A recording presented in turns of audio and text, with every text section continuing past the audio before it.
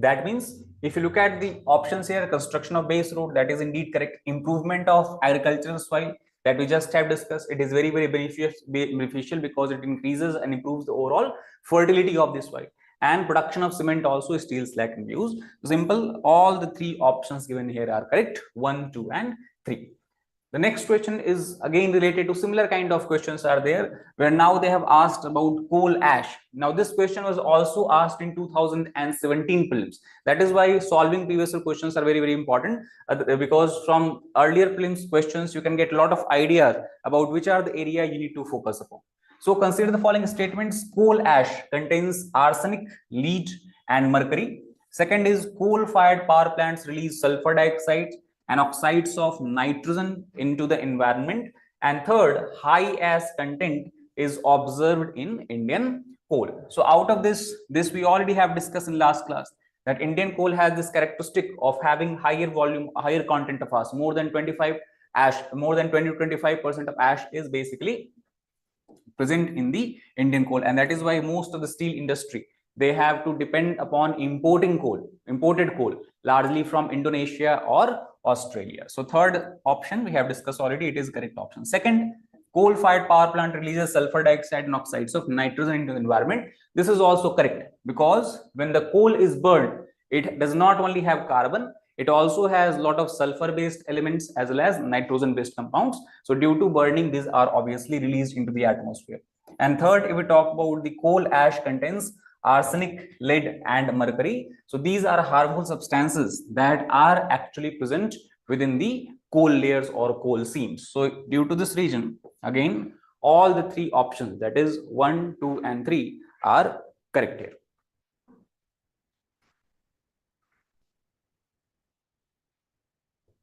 Fourth is again related to agriculture, where the term biochar is used. So first is biochar can be used as a part of growing medium in vertical farming.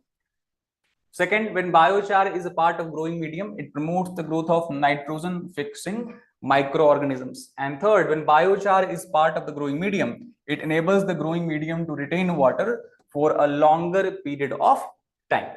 So first of all, let us understand what do we mean by term biochar. So biochar basically is high carbon fine grained residue that you obtain after a process called as pyrolysis. And in the pyrolysis, basically what we do, it is a direct thermal decomposition that happens. That means high amount of temperature, high volume, this value of temperature and high amount of heat is used here to decompose the biomass, and it happens in the absence of oxygen. That otherwise what will happen if you provide oxygen into the chamber, combustion will take place. So in the absence of oxygen, we have the direct thermal decomposition of the biomaterial, and it produces a mixture of solids that is called as the proper biochar, and also a small amount of liquid bio oil as well as gas that is called as synthesis gas or the syngas are also generated here. Now biochar, if you look at the properties of biochar, it has the ability to retain huge volume of water and nutrients in the surface soil for longer period. And this is beneficial for agriculture, because in agriculture, you want such kind of soil which provides better aeration and better hydration. And both these are basically provided by the use of biochar in the field. And thus, for long period benefits agriculture. And also it reduces the leaching of the nutrients. Leaching means escape of the nutrients from the top layer of the soil to the bottom layer of the soil. So biochar is able to trap these nutrients in the uppermost layer of the soil, which is beneficial for the agriculture again. And from the crop root zone specifically, potentially improving crop yields and reducing fertilizer requirements. Because largely why we need to apply chemical fertilizers in the soil, the reason is when the soil has lack of nutrients or any kind of nutrient deficiency. So many such soils are there. For example, if we take into consideration the laterite soil, what happens? Initially, it has a lot of nutrients, but due to continuous leaching, most of the nutrients of this soil is not present in the upper layer of the soil where crops are planted. Rather, they go down to the bottom layer. So this kind of process, leaching process, can be prevented by use of the biochar. So if you look at the options given here, all the three options will obviously be correct, because it can be used as a part of growing medium in vertical farming. Then when biochar is part of growing medium, it promotes the growth of nitrogen fixing microorganisms, as we have discussed. And when biochar is part of growing medium, it enables the growing medium to retain water for a long duration of time. So that is about this particular question. Next question again is related to the field of agriculture, as we can see, where it has been asked that what is the advantages or advantage of zero tillage in agriculture. Here three options are given. First, the sowing of wheat is possible without burning the residue of the previous crop. Second is, without the need for nursery of rice saplings, direct planting of paddy seeds in the wet soil is possible. And third, the carbon sequestration in the soil is possible. So first of all, if you try to understand that what we mean by term that is zero tillage. So basically, zero tillage is a kind of farming practice or agricultural practice where the top soil of the field is not tilled after harvesting a specific crop, and new crop is sown within the remnants of the previous crop itself. And basically the method is especially important in light of, because we know that in the winter months especially, if you look around the farming areas around the New Delhi, such as the fields of Punjab, Haryana, Uttar Pradesh, what happens? The large amount of stubble burning is carried out. Stubble burning is the residue of the last crop, and farmers then carry out this burning activity, and then after burning, the fresh crops are planted there. So such kind of incident also increases the overall atmospheric pollution, and that is why in every winter the pollution level, especially in terms of particulate matter emission, becomes very, very severe in the New Delhi and surrounding region. So in that case, zero tillage can be a very beneficial method, or very what we can say, good method of preventing such kind of incidents. Apart from that, zero tilling farming, which is also called as no tillage or direct drilling, it is a farming technique that involves growing crops or pasture, obviously without disturbing the soil through the tillage methods, and the soil is then left undisturbed except when you have to place the seeds in the desired position for the germination. And Masanobu Fukuoka, he was a Japanese farmer. He is the one who is credited with pioneering zero till farming. So now, after looking at the properties and the this definition of zero tillage farming, if you go back and look what the question was being asked, so sowing of it is possible without burning the residue of previous crop. Obviously, that is actually the definition of the zero tillage. Second, without the need for nursery of rice sapling, direct planting of paddy seeds in the wet soil is possible. That obviously is also correct, we have discussed. And carbon sequestration, that is absorption of carbon in the soil, is also possible due to zero tillage. So that is why all the three options here, 1, 2, and 3 is the correct option in this case.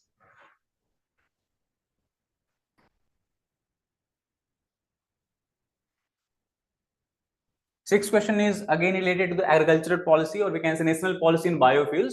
Which of the following can be used as raw materials for the production of biofuels?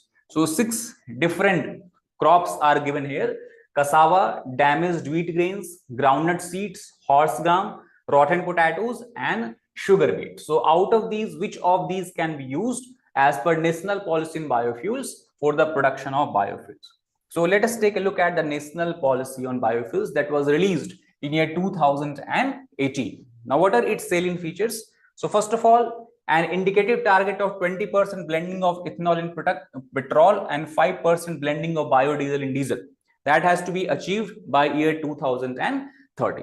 But more important from that, this policy has actually expanded the area, expanded the number of crops through which biofuel can be produced. So raw material that can be used for ethanol production. What are these raw materials? Now, as per the new policy, use of sugarcane juice is permitted.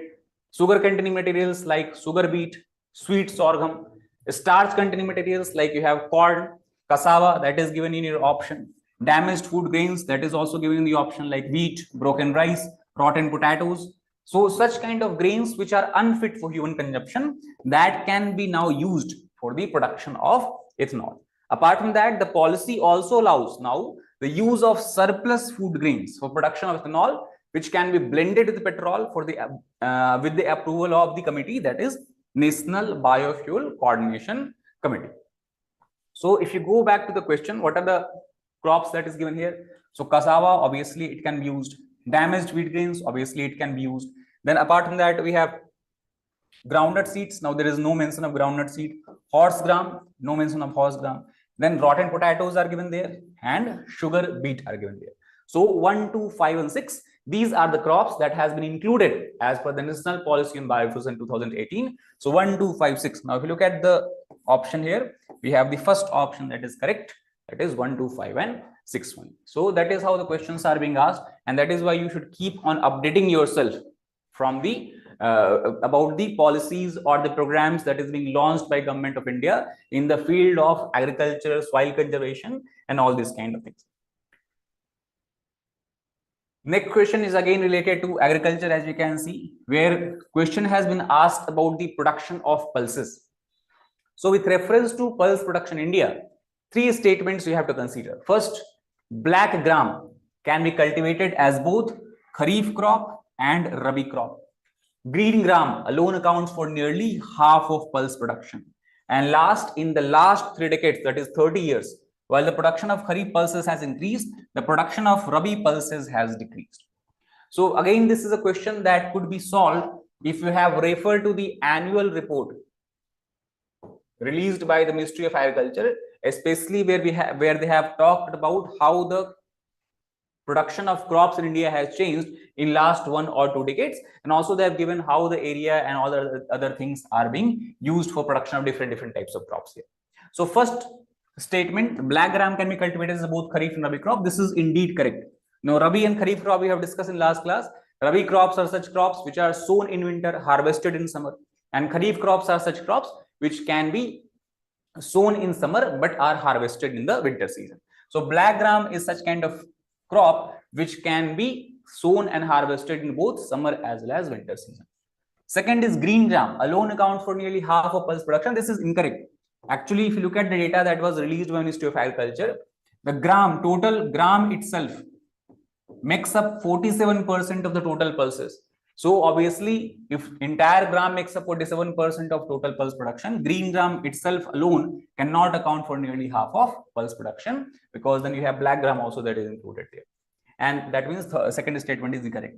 And third, in the last 3 decades, while the production of kharif pulses has increased, the production of rabi pulses has decreased. Now, this is also incorrect, because if you look at the figure, how the changes has happened in kharif and rabi pulses, we see that both the pulses has underwent increase and decrease, that there has been no steady rise or no steady decrease in the area of pulse production. Rather, what has happened is sometimes both pulses, the area under it or the overall yield has increased, and sometimes both rabi and kharif has decreased. So basically a zigzag kind of, what you can say, a pattern that has been observed for both these crops. So that is why here the best option will be A, that is 1 is the only correct option here.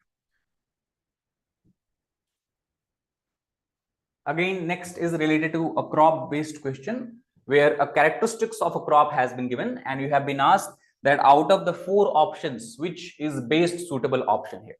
So the crop is subtropical in nature. That is the first characteristics. Second is a hard frost is injurious to it. And third, which is the major giveaway here, at least 210 frost free days. Now, if you have read any book, NCRTs or class notes or study materials or whatever you have read, you will see that this is the most important characteristic of the cotton. So even if you do not know anything else, just by looking at this figure, 210 frost free days, you should know that the correct answer is cotton. However, if you look what more is given here, 210 frost free days and 50 to 100 centimeters of rainfall for its growth. A light, well-drained soil capable of retaining moisture. Again, this is also something, even if you have not read about the cotton crop in general, you have to study the soils of India. And in soils of India, we had discussed about the soil that is a black soil. And in black soil, we have discussed that a black soil has a capacity to retain moisture for a long period of time. So that is why a light, well-drained soil capable of retaining moisture is ideally suited for the cultivation of the crop. So from here also you can derive this, that the correct answer is cotton. So jute, sugarcane, tea, obviously sugarcane is water guzzling crop, very water intensive crop. Tea cannot be grown in this area where we are having 50 to 100 centimeters of rainfall also. And jute obviously is again a water intensive crop that requires huge volume of water, not only rainwater, but also it wants water where we have stagnancy. So jute is also out of question. So A, cotton is the correct answer.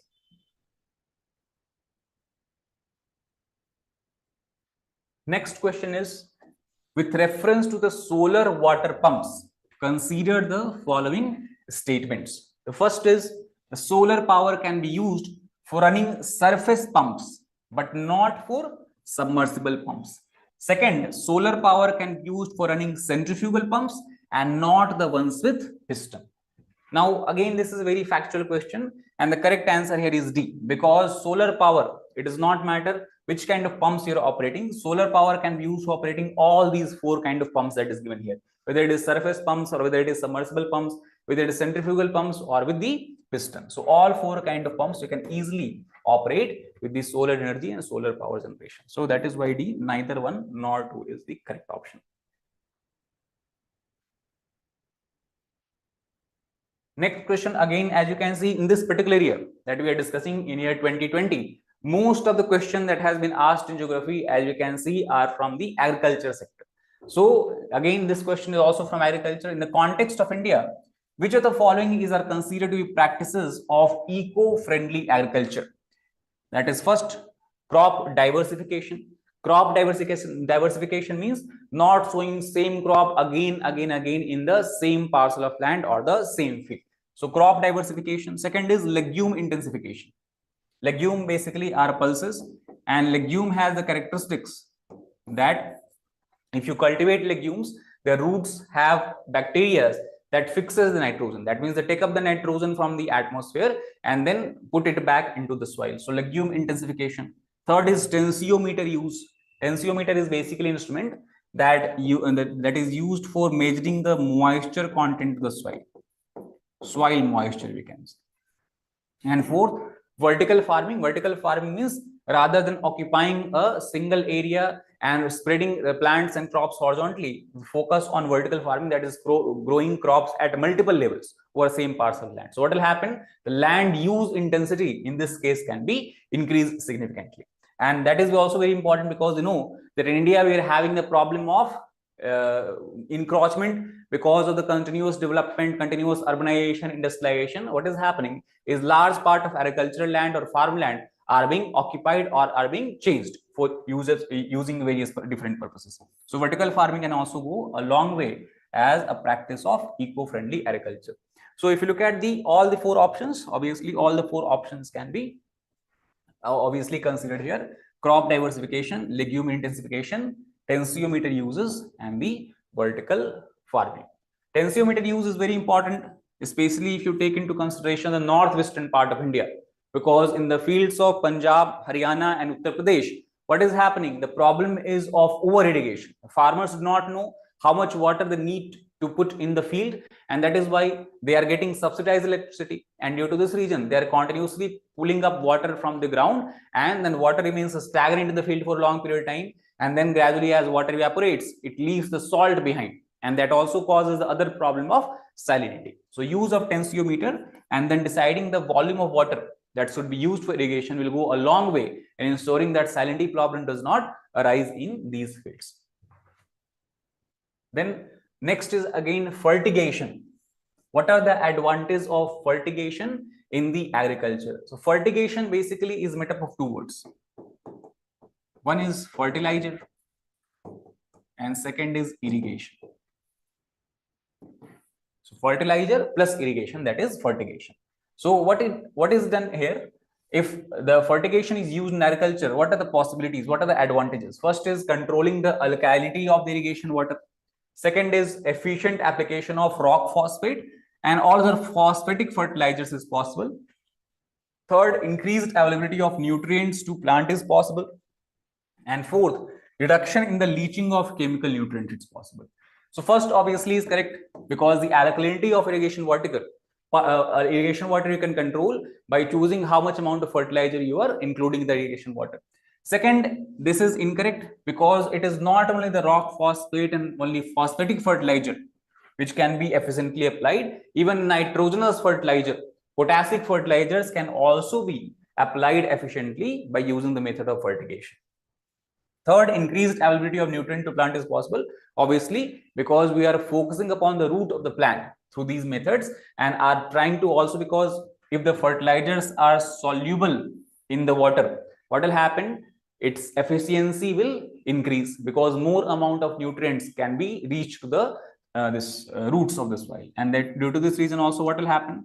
The leaching of the chemical nutrients that used to happen due to over application of fertilizers can also be prevented from this context. So that is why the third option, that is 1, 3 and 4, that should be the correct option for this particular question. Next again is a question related to the minerals, where 4 minerals are given: bentonite, chromite, kyanite and sillimanite. And simple question has been asked that in context of India, which of the above is or are officially designated as a major minerals? If you remember, in 2019 prelims also, similar kind of question has been asked about the major minerals. That is why, for example, in 2019 prelims, if you have looked at the question, you would have prepared about what are major minerals, what are minor minerals. Then in next year, it becomes easier to solve these kind of questions. So again, if we try to revise it, basically, first of all, let us look at bentonite. So bentonite is basically kind of clay, phyllosilicate clay, and it is named after Fort Benton, Wyoming. That is a place in US where its largest sources are found. Its other name is Montmorillonite clay, stems from the region of France called Montmorillon, where it was first found. So basically what we can say, bentonite is nothing but a type of clay. And as you know that as per the MMDR Act of 1957, Government of India has said that what are the minor minerals or what can be considered as the minor minerals. So building stones, gravels, ordinary clay, ordinary sand, all these can be considered as the minor minerals. So obviously bentonite is a type of clay. That means the bentonite can be considered as a minor minerals. However, can be considered as minor minerals. But on the other hand, if we talk about chromite, kyanite and sillimanite, these are the major minerals, and thus the correct answer here is D, 2, 3 and 4 only. So again, this is a very factual question. However, you can get help if you have referred to the previous questions also.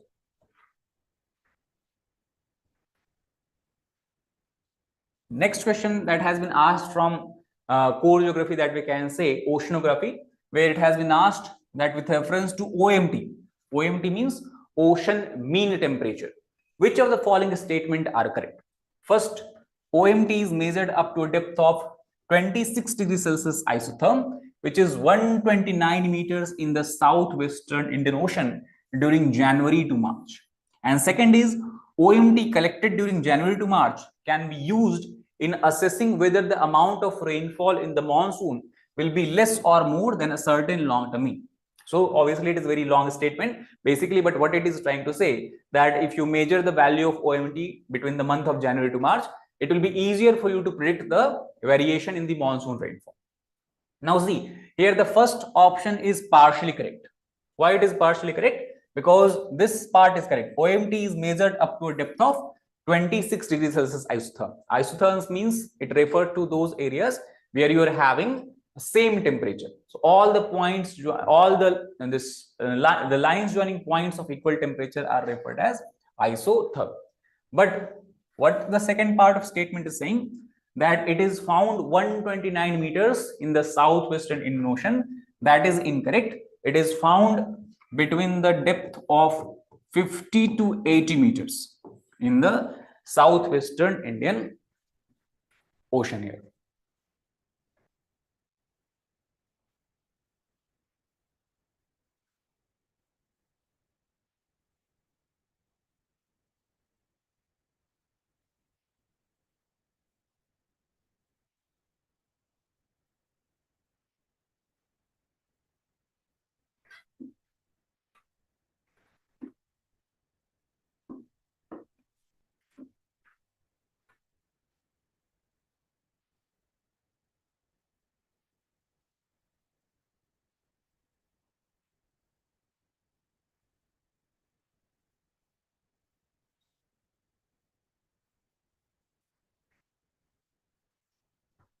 The second option is correct because till now IMD was largely relying on SST, that is the sea surface temperature. But nowadays experts believe that rather than depending on SST, if we focus on the ocean mean temperature, what will happen? The predictability or the ease of predictability of monsoon or accuracy of predictability of monsoon can be enhanced. So due to this reason, the B, the second only, is the correct option. First is incorrect. Simple reason, because the depth that is given for OMT, it is less. The 15th question is related to again fertilizer. Again, it is agriculture sector, where it has been asked that with reference to chemical fertilizers in India, consider the following statements. First, at present, the retail price of chemical fertilizers is market driven and not administered by government. Second, ammonia, which is an input of urea, is produced from natural gas. And third, sulfur, which is a raw material for phosphoric acid fertilizer, is a byproduct of oil refineries. So if you look at the first question, that first statement, that is incorrect statement, because the price of chemical fertilizers is administered by government. Not all the chemical fertilizers. We'll talk about urea based fertilizers or urea fertilizers. So the price of urea fertilizer is determined by government, because government also provides subsidy if urea is being used for agricultural purposes. Second, ammonia is an input of urea, which is input of urea is produced from natural gas. That is indeed correct. Basically, that is why you will find most of the urea fertilizer plants are situated along the natural gas pipelines in India. For example, you have the longest pipeline, that is starting from Gujarat, Hazira, passing through Madhya Pradesh, that is Vijaypur, and then going all the way up to Jagdishpur in Uttar Pradesh. So Hazira, Vijaypur, Jagdishpur, these entire pipeline, you will find a lot of urea industries. The reason is because from natural gas you can produce ammonia, and this is used for the urea production. Then third is sulfur, which is a raw material for phosphoric acid fertilizer, is byproduct of oil refineries. That is also correct. In last class also we have discussed that one of the impurities that you'll find in the fossil fuels such as natural gas, crude oil, is the presence of sulfur. So whenever oil refineries are refining the natural gas or crude oil, what happens? The sulfur is released as a byproduct, and then this sulfur then can be used for the phosphoric acid fertilizer production. That means the B, second and third only. This should be the correct option for this particular question. Next is a mapping based questions, where it has been asked about the location of Siachen Glacier situated where. So it is situated, 4 options are given: east of Aksai Chin, east of Leh, north of Gilgit, and north of Nubra Valley. So if you take a look at the map of the northern part of India, here we have the Aksai Chin region, here we have the Siachen Glacier, and basically it is from the Siachen Glacier you have origin of river that is called as Nubra, and Nubra river actually is a tributary of the Indus river that is coming from the Tibet. So it joins basically Indus coming out from the Siachen Glacier. That means Aksai Chin is here. So is Siachen Glacier situated east of Aksai Chin? That is incorrect. Siachen is situated to the west of Aksai Chin. Second is east of Leh. That is also incorrect. Leh is a region that is situated to the south of Siachen. That means Siachen is to the north of Leh. Third is north of Gilgit. That again is incorrect. This is your Gilgit-Baltistan region that is lying currently in the Pakistan occupied Kashmir. So Siachen, as we can see, is situated to the east of Gilgit region. And last is north of Nubra Valley. Now this is a logical answer, because if Nubra river is originating from the nearby Siachen Glacier, it is flowing outward to the south. That means where will be the Nubra Valley? It will be found in the course of the river. So this place will be your Nubra Valley, and to the north of Nubra Valley is actually how we can determine is the location of Siachen Glacier. So that is why simple straightforward answer, correct answer is D, that is north of Nubra Valley is location of Siachen. The last question in this year has been asked again from the climatology, where question has been asked about jet streams. First is jet streams occur in the northern hemisphere only. True or false? So this is again we have discussed many times in the class that total 4 jet streams are flowing on the earth. 2 in the northern hemisphere, that is polar jet stream and subtropical westerly jet stream. And similarly, two others are flowing in the southern hemisphere also. These are also known by the same name, that subtropical westerly jet stream and the polar jet stream. So this statement obviously is incorrect one, because jet streams are found both in northern as well as southern hemisphere. Second is only some cyclones develop an eye. Now this we have discussed when we compared two types of cyclone, that is tropical versus temperate cyclone. So we know that eye feature exists only in the tropical cyclone. Temperate cyclones have different kind of structure. It does not have any eye-like feature. That means the second statement is correct, because only some cyclones, or more precisely only tropical cyclones, develop eye.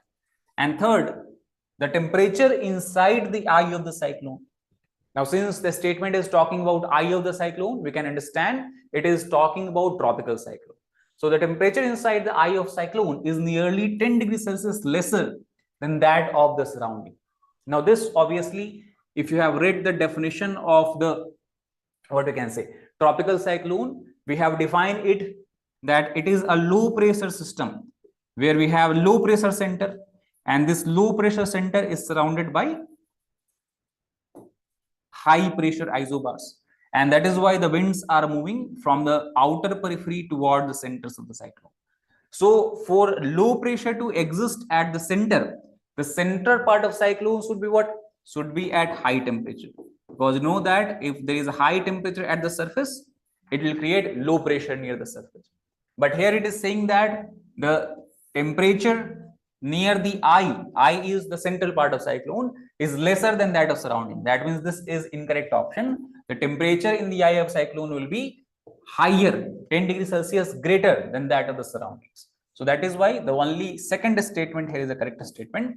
That is why the C, 2 only, will be the right option here. This is to show you the two jet streams that flows both in the northern and southern hemisphere that we have discussed earlier. Two in the north, polar and subtropical, and same two in the south, that is polar and subtropical jet streams. So that is about the 2020 prelims question. Now, if you look at the next year prelims, that is 2021.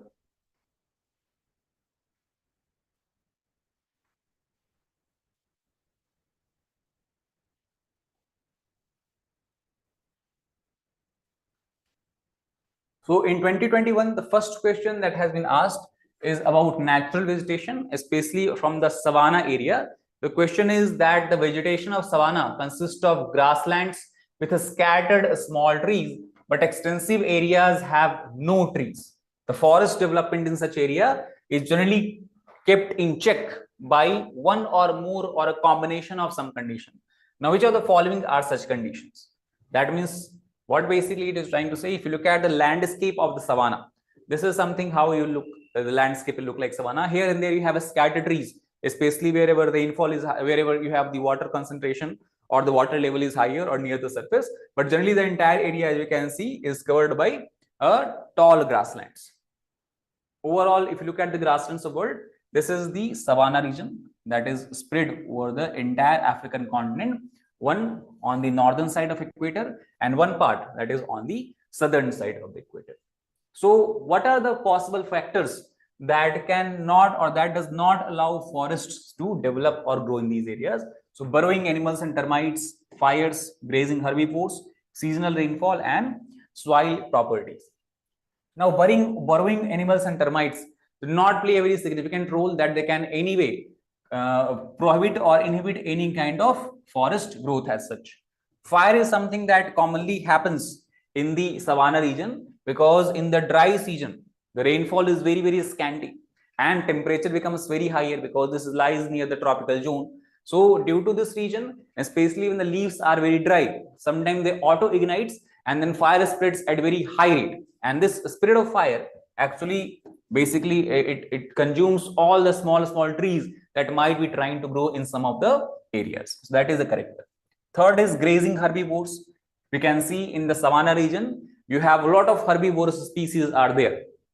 And that is why savanna is also called as the parkland of the world, or it is also called as the big game country, because hunting what you can say, the prospect of hunting is very, very high in the savanna region that has been practiced for many, many years in these areas. So grazing herbivores, obviously, if large number of herbivores are moving around the savanna regions due to their grazing, due to their movement, what will happen? The tree growth and forest growth can be inhibited. Second is correct. Third is correct. Fourth, we talk about seasonal rainfall. Obviously, if rainfall was happening all the time, as it happens around the equatorial area, it would have led to growth of a less green dense vegetation and dense forest. However, this is not the case in savanna. So that also causes inhibition in overall forest development. And last, soil properties.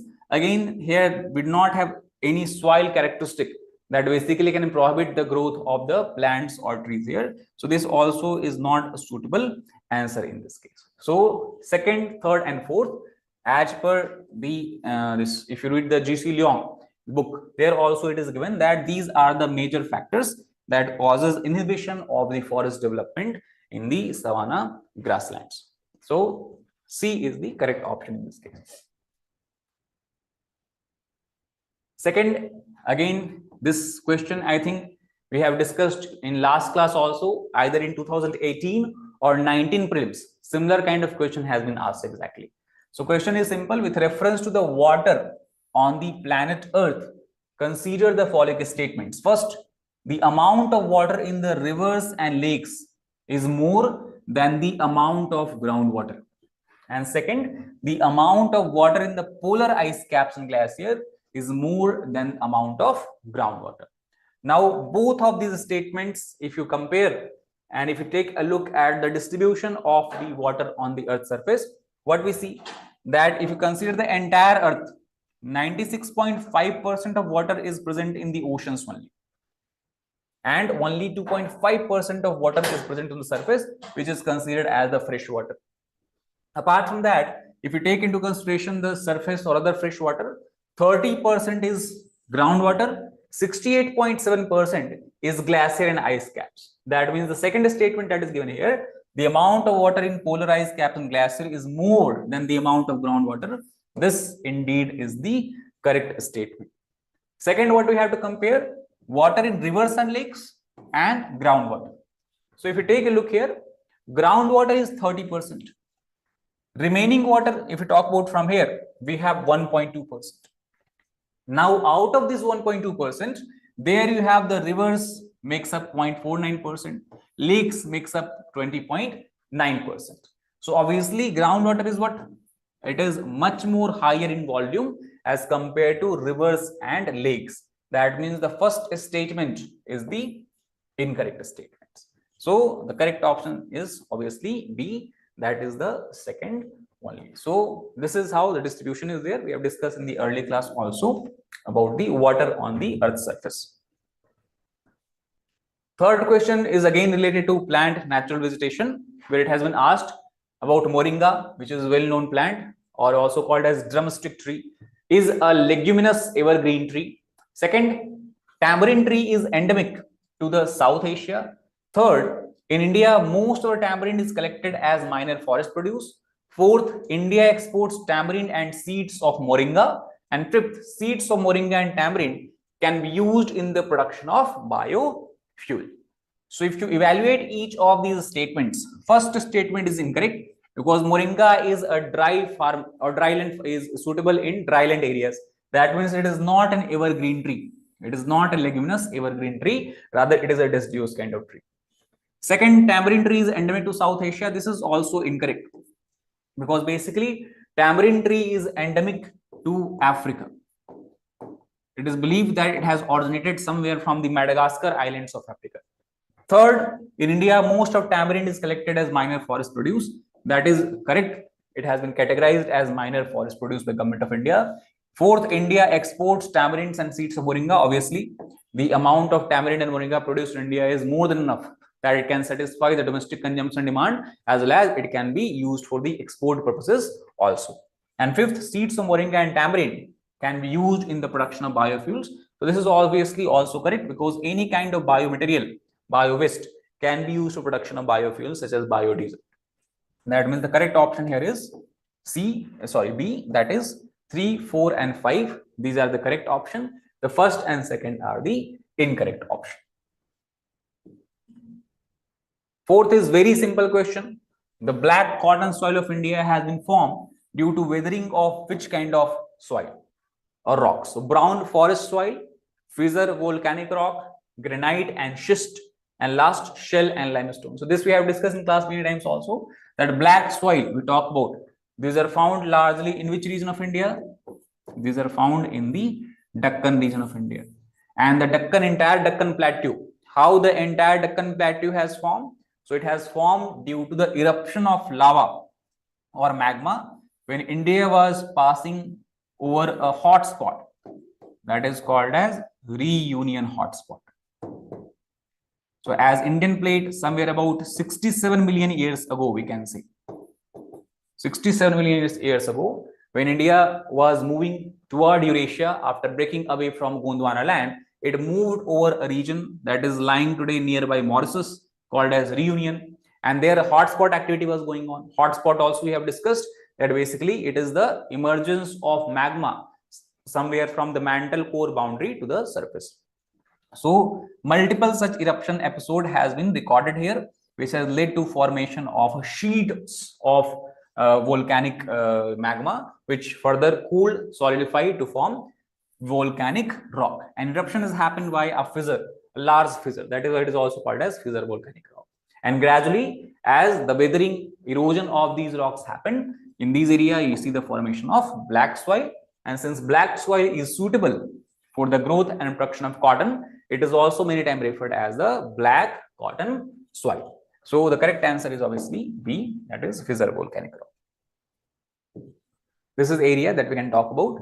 This black region that you are shaded region that you are seeing on the map is the region that is presently occupied by the black soil, and this place we are talking about nearby Mauritius and to the east of Madagascar is Reunion. And when India passed over Reunion, you can see a large-scale magma eruption has led to formation of Deccan Trap somewhere 66-67 million years ago.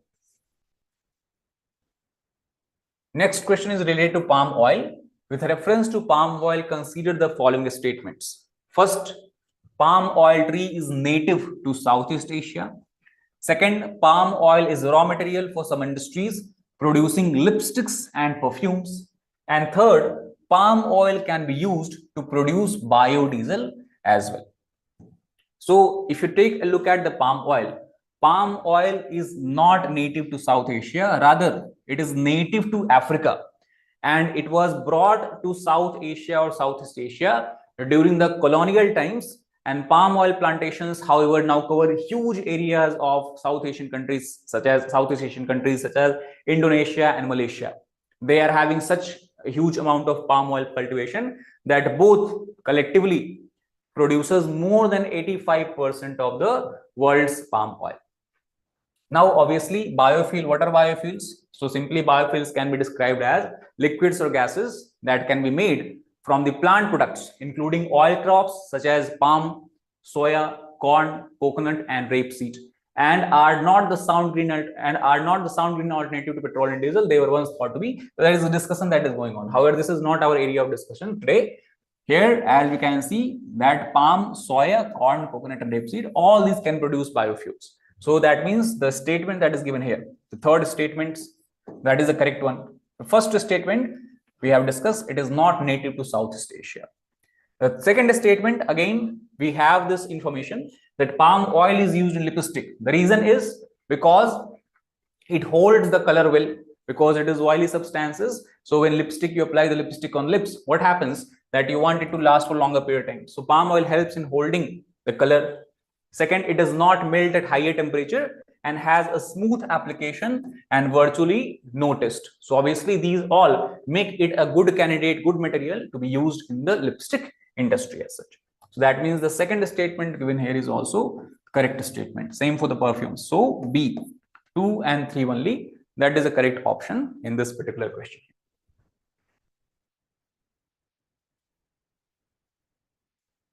Next question is related to river system, where it has been asked that if you take into consideration the Indus river system, which of the following rivers, out of the 4 following rivers that is given in the option, 3 of them pour into one of them, which joins the Indus direct.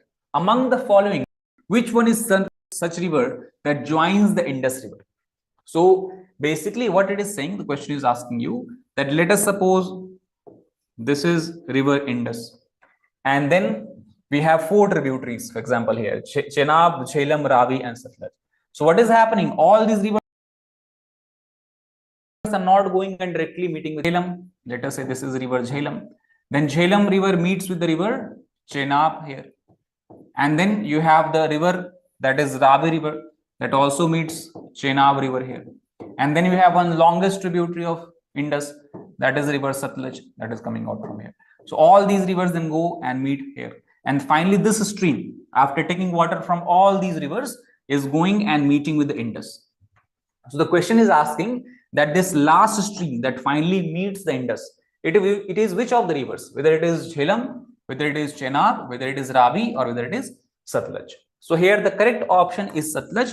The reason is because Chenab receives water from Jhelum and Ravi, and then as you can see, the combined stream takes up the water and meets with the river Satluj. And since Satluj is the longest tributary here, and that is why this combined stream is considered to be river Satluj in Pakistan. So in Pakistan, where Satluj meets Indus, this stream is considered as river Satluj. So that is why this is the correct option.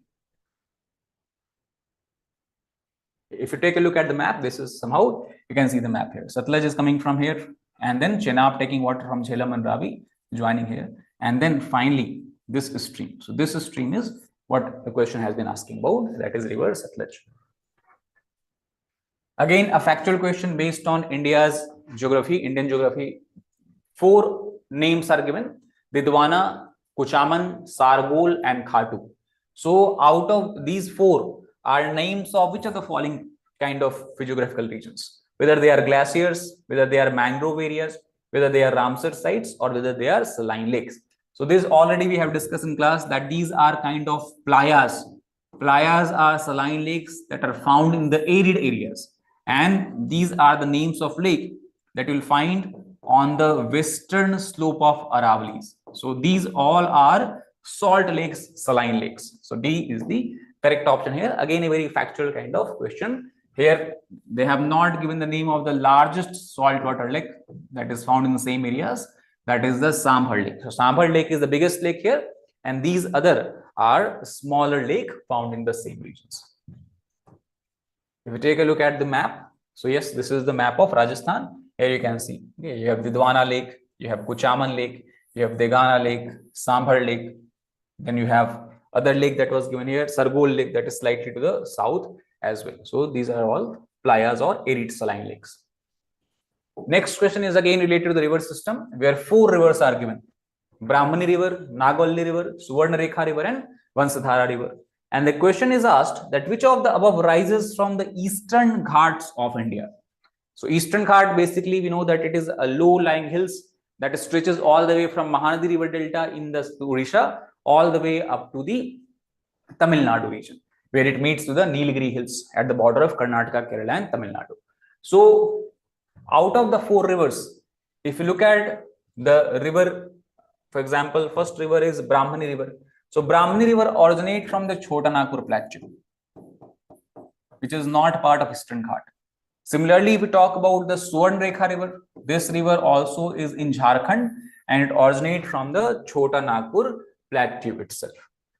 However, if we take a look at the Vansadhara River, so Vansadhara River is originating in the Odisha, and you know that in Odisha, the only hills that are spread over are the Eastern Ghats. And similarly, we talk about river Nagvalli. So river Nagvalli also, basically we talk about here, Nagvalli River. Nagvalli River is found in the state of Odisha here as well. So both Nagvalli, Vansadhara are major regions of Odisha, major rivers of Odisha, and in Odisha we have Eastern Ghat. So from that logic, you can obviously conclude that the correct answer should be Nagvalli and Vansadhara. Because anyway, Suvarnarekha and Brahmani, these are very well known rivers. And I told you in class also that they originate from the Chota Nagpur Plateau. So correct answer will be D, that is 2 and 4 only. So, and again, it is very simple, straightforward question. Among the following crops that is given here, which one is the least water efficient crops? Least water efficient means what? That means it utilizes huge volume of water through the process of irrigation. So here, obviously, sunflower, pearl millet, red gram, these are all crops, especially these two. These are the crops which are suitable for dry land farming.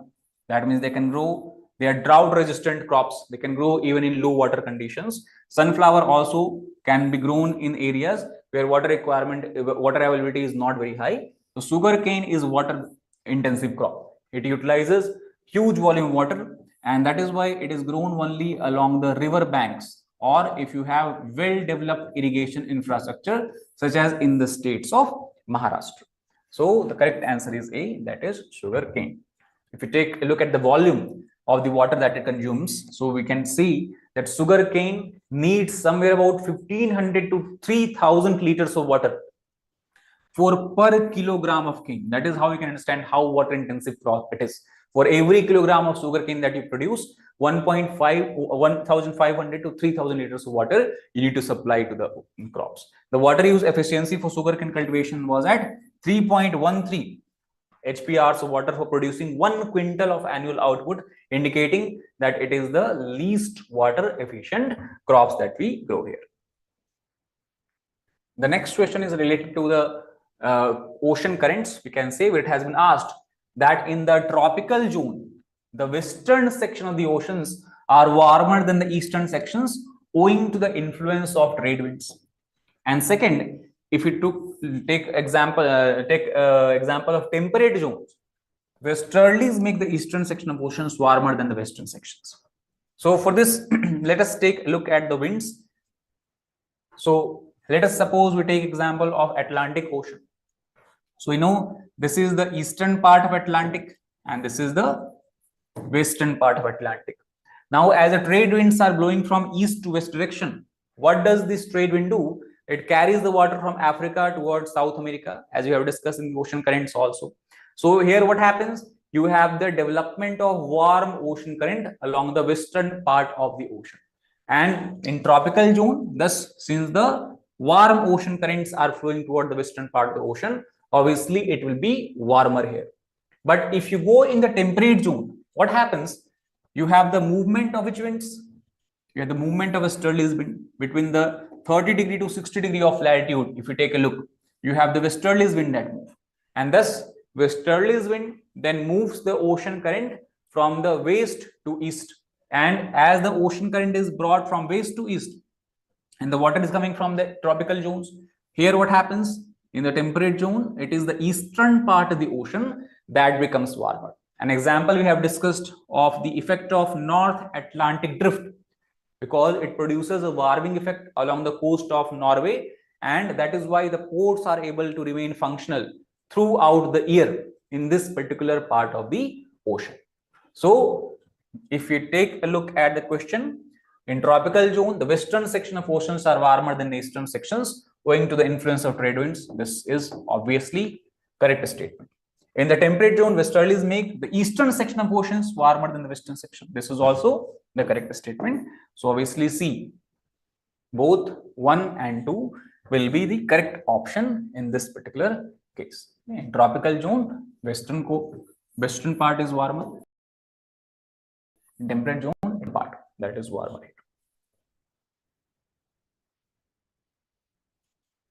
Last question is again related to natural vegetation, where the characteristics of a vegetation type is given, and you have to find out that which is the correct answer here. So the leaf litter decomposes faster than in any other biome, and as a result of the soil surface is often almost bare. Apart from tree, the vegetation is largely composed of plant forms that reach up into the canopy vicariously by climbing the trees or growing as epiphytes. Now, this would be a major giveaway here. In class, we have discussed that epiphytic vegetation, which are of two types, climbers or creepers.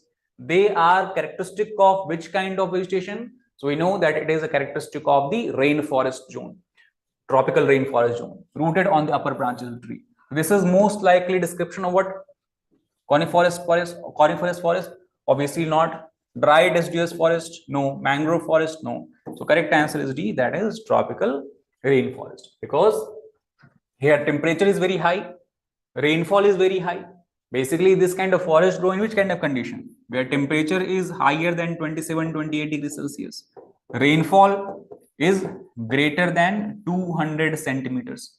So due to this high temperature and high rainfall like conditions, when the leaf decomposes, basically when leaf falls down from the trees, they decomposes at very, very fast rate. If you consider any other kind of biome here, because if the temperature is very, very less, decomposition will not be rapid. Or if rainfall is very, very less, again decomposition will not be rapid. So high temperature, high rainfall, this is the perfect condition for the fast or rapid decomposition of the organic matter, which is made up of, which leaf is made up of. So soil surface is often almost bare. Apart from trees, the vegetation is largely composed of plant form. We have discussed that the epiphytes grow in the rainforest zone. So that is the correct option. In this case here, this is an example of how tropical rainforests look. As you can see, this is the main tree, and you can see the epiphytes are basically wrapping around these main trees and try to move and grow in the upward direction toward the atmosphere to get the adequate amount of sunlight. So these were the major questions that were asked in the prelims examination of UPSC in year 2021. Now, after this, the last we can also discuss today is the prelims question that were asked in year 2022.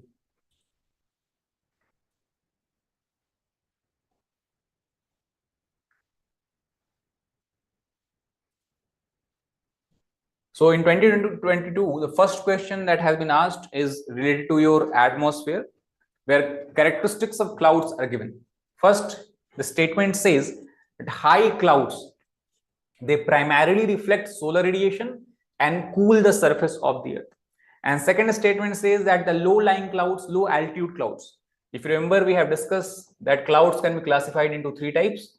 We have low altitude clouds that are found up to 2 kilometers height. We have mid altitude clouds that are found up to 6 kilometers height. And then we have high altitude clouds that are found beyond 6 kilometers height. For example, cirrus cloud, cirrostratus cloud. These are high altitude clouds. And then we have the nimbus cloud, nimbostratus cloud. And these are the low altitude clouds. So they have high absorption of infrared radiation emanating from the Earth's surface and thus cause warming effect. So obviously here the statements are kind of interchanged. It is, if you look at the properties of the soil, properties of clouds, what we see that it is the low clouds which are very, very thick, very dense, because at the lower level you have the more amount of water vapor, and that is why the density of clouds is high. So low, thick clouds primarily, they reflect the solar radiation, and as they reflect the solar radiation, they help in the cooling of the earth.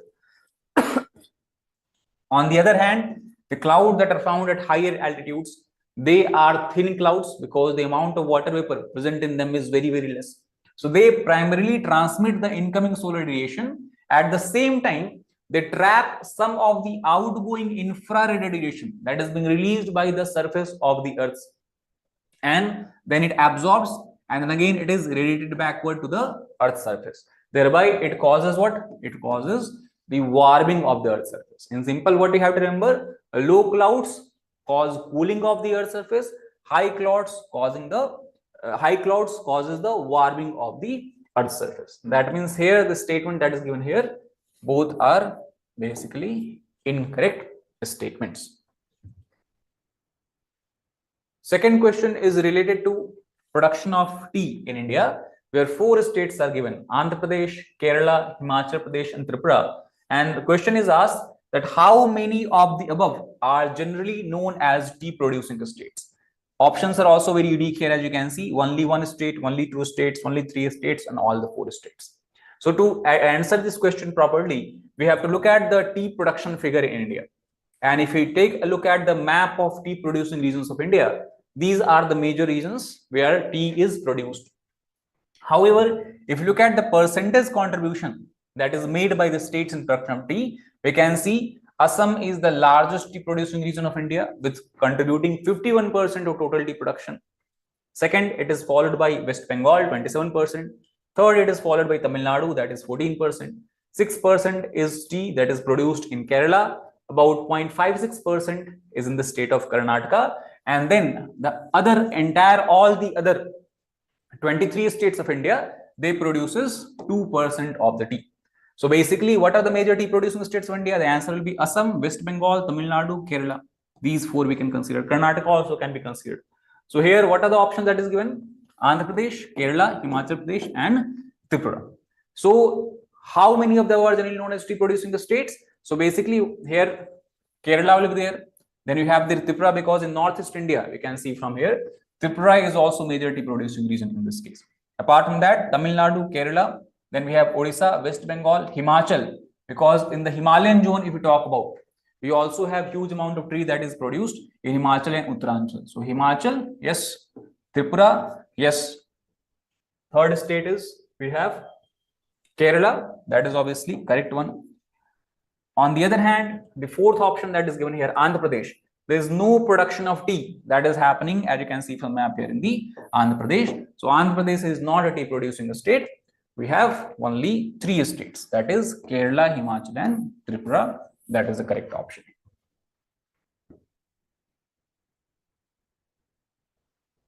Overall, if you try to look more about which kind of regions are where tea can be produced, so basically in the wild state, in its wild state, tea is growing best in such regions which enjoy every kind of climate, warm climate, humid climate, where rainfall is at least 100 centimeters, average annual rainfall we are talking about. Apart from that, ideally, tea also likes what kind of soil? Deep, light, acidic soil, well drained soil. Given these conditions, tea will grow in any areas from sea level up to altitude of almost 2100 meters above sea level. And that is the reason why when British were trying to produce tea in India, they first of all choose the northeastern part of India or the Darjeeling region of West Bengal, which is situated at slightly higher elevation, and same applies for the Western Ghats as well. The altitude is perfect for growth of the trees, apart from the climate as well as the amount of rainfall that we record in these regions. Next question is related to the match the following, where on one side the names of reservoirs are given, and on the other side you have to match it with the states, that which state this reservoirs lies. And again, the option is of very difficult nature, where you have to know exactly all the answers, then only you can find the correct answer. Here there is no such scope of elimination that people were able to do before 2020. So that is why UPSC has made it much more difficult. And the question is that how many pairs given above are not correctly matched here. Again, this is also something that you have to keep in mind. Make sure that you're reading the question multiple times to know that whether you have to find the correct answers or correct options or incorrect options. So how many pairs are not correctly matched? So Ghat Prabha, Gandhi Sagar, Indira Sagar, Marathon. So let us take a look at all these reservoirs and dam here. So first of all, if you take a look of the dam that we have, that was asked, for example, Indira Sagar Dam. So Indira Sagar Dam, where we have Indira Sagar Dam. So Indira Sagar Dam is situated on river Narmada. So it is not given here. It is situated in the state of Madhya Pradesh on the river Narmada. 3 major dams are there in Madhya Pradesh. Bargi Dam is there. Then we have Indira Sagar Dam is there. Apart from that, we also have one dam in Gujarat over Narmada River, that is Sardar Sarovar Dam. So that means the first option, the third option, we talk about Indira Sagar, Andhra Pradesh, that is incorrect. Fourth is Marathon in Chhattisgarh. Now, Marathon Dam is a part of Damodar Valley Corporation project, under which series of dams were constructed over Damodar River to ensure that it does not cause floods in the low-lying areas of West Bengal. So Marathon Dam is not in Chhattisgarh, rather it is situated in the state of Jharkhand, apart from Tilaiya Dam and Panchet Dam in the same areas. That means here this statement is also incorrect statement. Second is Gandhi Sagar Dam in the state of Madhya Pradesh. This is correct because Gandhi Sagar Dam is situated indeed in the state of Madhya Pradesh over river Chambal, that you can see from here. So Chambal River, Gandhi Sagar Dam. That means second is correct one. And next is Ghat Prabha, Telangana. So that is also incorrect because Ghat Prabha River, as we can see from here, it is coming out from Karnataka region. So it is situated over. Number of options that are incorrect here, because that is what you have to find. How many pairs are not correctly matched? So first is not correctly matched, third is not correctly matched, fourth is not correctly matched. And that is why the correct option here will be C. Only 3 pairs are not correctly matched, while the second is correctly matched. Question is related to world geography, where the question is asked that which one of the following lakes of West Africa has become dry and turned into a desert. Now again, if you look at the question, it is a kind of repeated question. The concept is same, however the areas and the lakes are different, because few years back in 2018 the similar kind of question has been asked about Aral Sea, that which of the sea has dried to a certain such extent that it only holds now 10% of its actual size or 10% of actual water. So that was Aral Sea in Uzbekistan. Now here similar question is asked, but now from the West African lake. So which is the lake which has become dry and turned into a desert? So this is again a factual question. The correct answer is Lake Faguibine. That Lake Faguibine has turned into desert. If you try to look more where it is situated, it was situated in the country, African country called as Mali, on the southern edge of the Sahara Desert. And overall, it was connected by river such as Niger River and other smaller lake channels also. But in years when the height of the annual flood of the river used to flow from the river into the lakes. But since the Sahel drought that has happened in the Africa, it is very important episode in especially due to this reason. What has happened, the Niger River never has sufficient volume of water that it can cause flood, and since no flooding is happening in Niger River, the water is not being supplied to this particular lake, and that is the reason lake has been mostly dry. Water has only rarely reached the lake, and even when it has done so, lake has been only partially filled with water. This has caused a partial collapse of the local ecosystem as well. So that is overall story of Lake Faguibine, is situated in the Mali region. If we try to have a look at the pictorial this comparison, so this is the picture taken 1974, and this is the picture taken that is 1978. So what you can see from here in 1974, you can see the entire lake that looks like kind of conical shape. It is filled up with water, while in the next 4 years you can see the entire lake bed is visible in the satellite picture. That means there is not an ounce of water, okay, we can say figuratively, that you can see in this lake bed area. So just in 4 years you can see the kind of drought, the kind of damage that the Sahel drought has done to this particular lake here. The fifth question is again related to Indian geography, where question is asked that the Gandikota Canyon of South India was created by which one of the following rivers? Kaveri, Manjira, Pennar and Tungabhadra. So again, if you know where Gandikota Canyon is situated, from that also you can eliminate the 3 options anyway. These are the canyons which has been formed by river Pennar that is flowing through the state of Andhra Pradesh. Kaveri does not flow through Andhra Pradesh. Okay, Manjira also, it is a tributary of river Godavari flowing in the Maharashtra. Tungabhadra also flowing in the state of Karnataka. So Pennar is the only logical answer here. So this is basically, this is the picture of Gandikota Canyon. It is comparable to the Grand Canyon in terms of beauty and picturesque that is found in USA, and Pennar river flowing through these areas that has formed canyon-like feature due to continuous erosion that has carried out. And if you look at the Grand Canyon and Gandikota Canyon, that is how we are comparing. Andhra Pradesh, it has a similar kind of relief, similar kind of structure, and you have Grand Canyon that also have similar kind of structure here. The Grand Canyon is in USA, found in the Colorado Plateau that has been developed by the Colorado River. The next question is again match the following question, where on one side the peaks are given and on the other side the name of the mountains are given, and which of the pairs given above is correctly matched. That means whether these peaks are situated in these mountains or not. That is what you have to figure out. So first is Namcha Barwa. Now if you have attended the class where we have talked about Himalayas, I told you that if you talk about the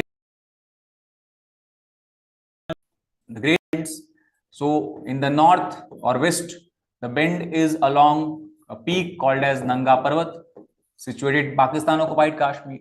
In the east, the bend is around Namcha Barwa peak, that is situated in the state of Arunachal Pradesh. That means Garhwal Himalayas, where we have Garhwal range in Himalayas, that is in the Uttarakhand. So Namcha Barwa is in Arunachal Pradesh. That means it cannot be part of the Garhwal Himalaya. In Uttarakhand, you have 2 major ranges, Garhwal range and Kumaon range, that is part of Himalayas. Second is Nanda Devi, that is in Kumaon Himalayas. That is correct. Nanda Devi is an important peak in the state of Uttarakhand, and it indeed is a part of Kumaon Himalayas. If you take a look at the map of Himalayas, you will know about this. And third, Nokrek, we have discussed also. In Meghalaya, you have three mountain ranges, hill ranges, we can see. We have Garo range in the west, Khasi in the central, and Jayantia hills in the east. So in Khasi Jayantia hills combined, Shillong is the highest peak, while in Garo hills, it is a Nokrek that is the highest peak. That means Nokrek is found in which Himalayas? It is not part of Himalayas at all. Nokrek is part of Meghalaya plateau. So it cannot be part of Sikkim Himalayas. That means only the second statement that is given here is the correct statement. Nanda Devi is in Kumaon Himalayas. Otherwise, Namcha Parva is in Arunachal here, as you can see. Nanga Parva that we have discussed before. Seventh is again a current affair based question from the world mapping series, where the question is asked: the term Levant, which often is heard in the news roughly, correspond to which of the following region? So first of all, Levant term was being referred due to ISIS, which was also called as ISIL, Islamic State of Iraq and Syria, or Islamic State of this Levant region also. So basically, it is a region that is found along the eastern Mediterranean shore. If you take a look at the map here, this is the map of this region. As you can see, in the older time, Anatolia was the old name of modern day Turkey. Mesopotamia was the old name of modern day Iraq. This is your Arabian Peninsula. This is the Red Sea, and situated along the Mediterranean coast, passing through Arabian Peninsula. Here nowadays we are having many countries here, such as you have Israel situated here. You have Syria, you have Jordan, right? You have Palestine, small strip, Gaza Strip is there. This is your Sinai Peninsula, that is part of Egypt. So basically, Egypt, Jordan, Syria, Israel, part of Arabian Peninsula, part of Iraq, and even part of Turkey. All these are collectively known as the Levant region. Here, more precisely, if you look here, the name of the countries are given here also: Cyprus, Lebanon, Israel, Palestine, Jordan, Syria, part of Iraq. So from this logic, region along the eastern Mediterranean shore, that is the correct option. These are different areas. North African shore from Egypt to Morocco, that is obviously not the correct option. Along the Persian Gulf and Horn of Africa, the entire coastal areas of Mediterranean Sea. No, that is also not correct. It is not the entire Mediterranean coast. If you look at a map here, it is the eastern Mediterranean coast, because the entire Mediterranean coast covers what? The entire European coastline, entire African coastline also is being covered here. So first is the right answer. Next is again a question related to the world geography, where it has been asked that which of the given countries here shares a border with Afghanistan. The countries given here are Azerbaijan, Kyrgyzstan, Tajikistan, Turkmenistan, Uzbekistan. So again, we can take a look at the map of Afghanistan. Here we are having Afghanistan. So what are the countries that have land border with Afghanistan? Turkmenistan is the first. Iran is there. Uzbekistan is there. Tajikistan is there. Right? And Pakistan. These are the 5 countries here. So which of these are correctly matched? As you can see, Turkmenistan, yes. Uzbekistan, yes. Apart from that, do we have border with Tajikistan? The answer is yes. We are having a border with Tajikistan also. But do we have border of Afghanistan with Azerbaijan and Kyrgyzstan? The answer is no. Azerbaijan is situated where? Very, very far away from Afghanistan. It is separated by Caspian Sea even. And similarly, Kyrgyzstan is kind of landlocked country, as you can see from here. It does not share a direct border with Afghanistan. So that is why the correct answer obviously will be C, 3, 4, and 5 only. Now again, this is not a question that has been asked randomly, because in the year when the prelims was held, we know that Afghanistan was in news because of the collapse of Afghani government and the capture of state power by the Taliban. So due to this reason, obviously, you are required to study that region, to know that which are the countries that borders this region, because refugee crisis, migration crisis also hit Afghanistan during those times. And many of the people or citizens of Afghanistan has fled their country through these land borders also. That is why the question has been asked here.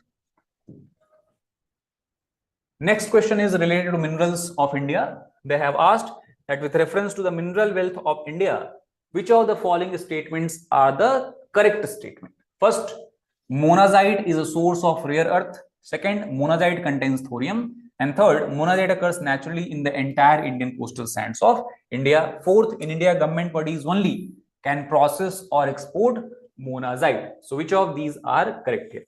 So obviously monazite is a source of rare earth. However, it is not found along the entire coast of India. Monazite sands are concentrated in few states of India. Most of these are lying in the coastal areas of Kerala and part of Tamil Nadu.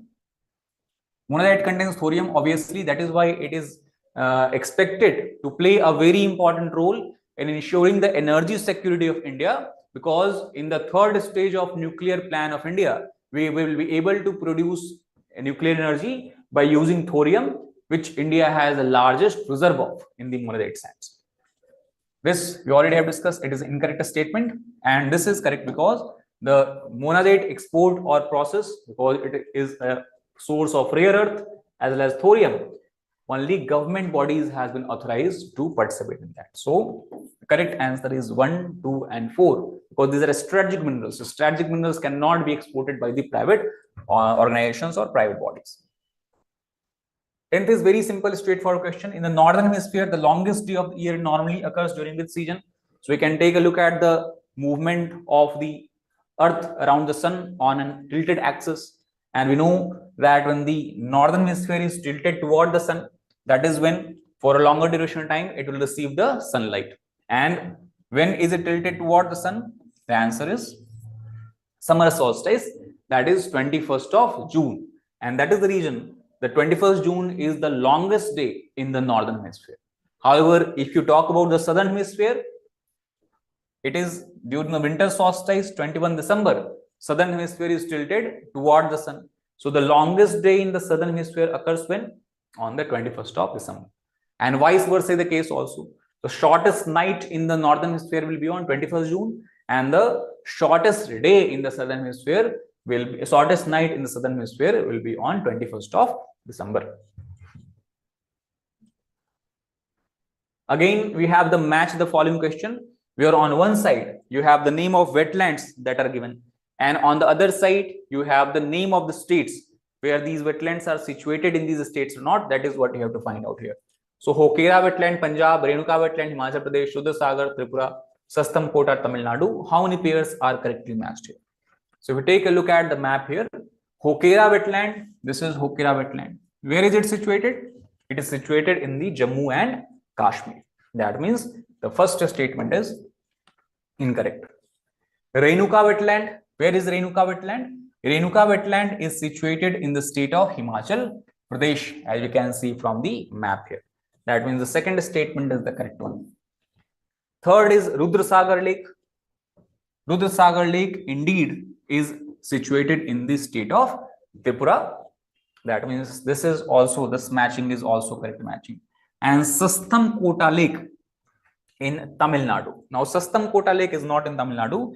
Sastam Kota Lake is situated between Vembanad and Astmudi Lake in Kerala. So Tamil Nadu is not the right answer. That means this here is also incorrect. That means the second and third are correctly matched here. That means pair wise, how many pairs are correctly matched?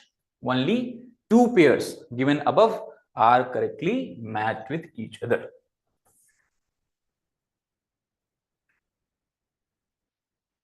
Next question was related to UN clause that we have discussed in Oceanography, United Nations Convention on Law of Seas. So as per UN clause, 3 statements are given. Which of the statement given above are correct? A coastal state has the right to establish the breadth of its territorial sea up to a limit not exceeding 12 nautical miles, that is measured from the baseline. Second, ships of all the states, whether coastal or landlocked, enjoy the right to innocent passage through the territorial sea. And third, the exclusive economic zone, EEZ, shall not extend beyond 200 nautical miles from the baseline from which the breadth of the territorial sea is measured. So which of the statements given above are correct statement? So actually all the 3 statements that you can see from here is correct in this case. We have discussed that in class also, that overall, if you measure from the baseline, first you have territorial sea, followed by exclusive, followed by you have what you can say, this territorial sea. Before that also you have the internal waters, then you have contiguous zone is there, and then you have the exclusive economic zone. So actually a coastal state has right to establish the breadth of territorial sea up to a limit not exceeding 12 nautical miles. That is indeed a correct option. Then any state, they can enter into the territorial sea. They have the right of innocent passage that is allowed to them, which is not possible in the contiguous zone. And EEZ is obviously restricted up to 200 nautical mile from here. So all the three statements given is correct. Last is again match the following questions, where you have 4 regions that are often mentioned, the news are given, and then you have the name of countries that is given here. So you have to match that whether the countries and the regions are properly matched or not. So again, the option is of that type where you have to find out how many pairs are correctly matched here. So Anatolia, Turkey. We just have discussed a while ago that actually Anatolia is the older name of Turkey itself. So obviously this is the correct pair. Second is Amhara, if we talk about. So Amhara is a region that is found in Ethiopia, as you can see from here. This is the map of Ethiopia along the Horn of Africa, and it is the northwestern region of Ethiopia which has been undergoing fighting. A civil war like situation has developed here. So Amhara is in Ethiopia. That is also correct option. Third is Cabo Delgado in Spain. So if you look at the Cabo Delgado, actually Cabo Delgado is found in areas which is part of Catalonia. Sorry, this is this other part. Cabo Delgado we talk about here, this region, and that is found in which country? That is African country, Mozambique. So Cabo Delgado is not part of Spain. Rather, Cabo Delgado is the Mozambique situated on the northeastern part of Mozambique. That means this third statement is the incorrect statement. And fourth, Catalonia, that is in Italy. That is incorrect one, because we have discussed before also. 2 years back also same question has been asked, that Catalonia is part of which of the regions. So Catalonia is part of Spain. Actually, the people of Catalonia, they consider themselves to be distinct, to be different from the other Spanish people, because they believe that they have their unique identity, they have unique culture, they have unique language, and that is why for a long period of time they have been demanding secession from the Spain. That means they want to come out of the Spain and form their own country by the name of Catalonia. So many times Spanish government has taken a very stern action approach against the separatists of Catalonia, and that is why it keeps coming in the news. So this also is what incorrect statement. It is not in Italy, it is in Spain. That means first, second are correctly matched, third and fourth are incorrectly matched. That means the correct option is what? Out of the given 4 pairs, only 2 pairs here are matched correctly.